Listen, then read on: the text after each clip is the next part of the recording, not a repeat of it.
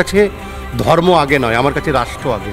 যদি আমার দেশ থাকে তবেই আমি সিজদা দিতে পারবো, যদি আমার দেশ শক্তিশালী থাকে তবেই আমি মসজিদ করে নামাজ পড়তে পারবো। আমি ভারতের খাবো, ভারতের পরবো, ভারতের সমস্ত সব কিছু ভোগ করব, আর এই পাকিস্তানের দালালি করব, পরাশক্তির দালালি করব, এই মুসলমান কাশেম আলী নয়। আমি বীর সৈনিকদের শ্রদ্ধা করি আর এই নারী শক্তিকে সম্মান করি, যে দেশের ক্ষেত্রে প্রধানমন্ত্রী 56 ইঞ্চি ছাতি নিয়ে দুজন নারী শক্তিকে সামনে দিয়ে পাকিস্তানকে বুঝিয়ে দিয়েছে তোমরা আমার মায়েদের সিঁদুর কেড়ে নিতে পারো। আমাদের কাছে সফিয়া আছে, আমাদের কাছে কর্নেল ভূমিকা আছে, আমরা তোমাদের উপযুক্ত জবাব দিতে পারি।